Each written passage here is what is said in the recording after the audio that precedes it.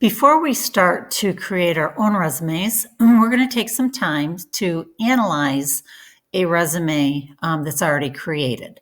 So we are only focusing on resumes at this point. We will come back to cover letters after we have finished creating our resume. So we're only doing one thing at a time rather than going back and forth from resumes to cover letters. So before writing your own resume, it's important to look at some real life examples to discover what elements our great resumes have. So there is a student checklist here on what you should pay attention to when you create a resume. So there's important formatting issues. So formatting for your resumes, they should be no longer than one page. You want to make sure that your fonts are clear. You can read through all of these checklists. And then make sure that your name and your address and your contact information is at the top. One important thing, you do need to include your mailing address because they may mail you a letter. Include a telephone number because they may call you to set up an interview, and it's important that you also have your area code, especially out here where we have 585 and 716.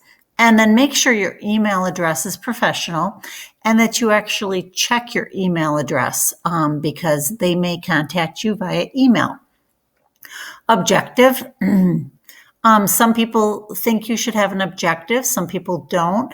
But don't, when you're writing an objective, don't use personal pronouns such as I, me, or my. You're just going to put for an objective to obtain a job in the customer service industry or something like that.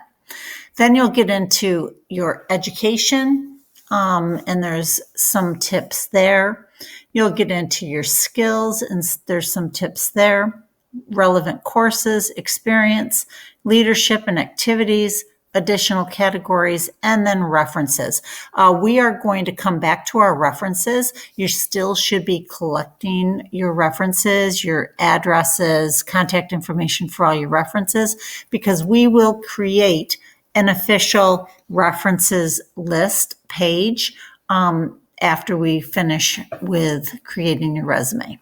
So what you're going to do, you are going to judge if a resume glows or the resume needs to grow. So you're going to look at Betsy Goodwin's resume, and you're going to use the checklist, and you're going to just write what you think glows or is good about this resume. And then resume grows area is you're going to write things that you think Betsy needs to edit or change on her resume. So you'll use this resume. You are not going to do part 2, which is the cover letter analysis. We're going to do that in a separate assignment later. All right. So, and this checklist that's up here is very important as you begin to create your own resume as well. So take some time and read through that checklist. All right, so that's the assignment you're going to be doing today, is you're going to analyze this resume.